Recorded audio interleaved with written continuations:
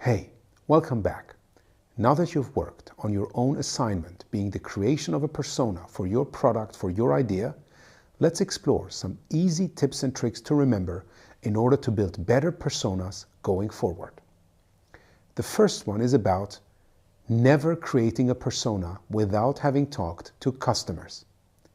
If you have done the empathy map canvas and the value proposition canvas in a proper way, which always means getting out of the building and talking to your customers, you won't fall into that very first trap. The second mistake that I see people often do is naming a persona after a specific customer or potential customer they've talked to.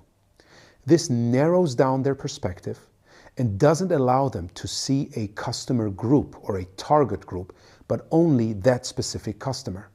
And that might result in building a product that works well for this specific customer, but doesn't work well for the remaining target group.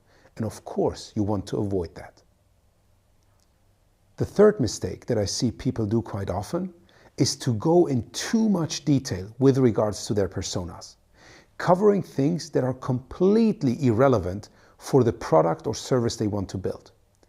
Now, going into too much detail doesn't necessarily have to be bad, but if you spend too much time, energy, and conversations on identifying those details, that's of course harmful to the overall objective that you have. The next mistake that I see people frequently do is to create a persona and basically set it in stone. After having done a lot of research, having talked to customers, they believe they have the full understanding. What they don't do is to continuously develop the persona based on frequent customer interactions they have. And actually, I believe this is one of the most valuable things you can do. So the moment you gather new insights about a specific customer group, about a specific target group, update your personas. Never assume that they're set in stone. And finally, what I do see a lot of teams do is spend too much time on creating the personas, and through that, forget what the ultimate goal is. That goal is always to build better products and winning business models. So creating the persona is just one piece of the puzzle, something that should enable us to build the better products and business models.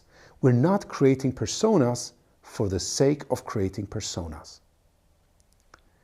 Keeping these 5 points in mind, speaking to your customers, not narrowing your perspective, at the same time not going into too much detail, not considering the persona to be set in stone, and not creating the persona for the sake of creating the persona will help you build better personas going forward. In our next video, we will close this chapter about personas with an example that I share with you related to the online courses that we have created. I'll see you there.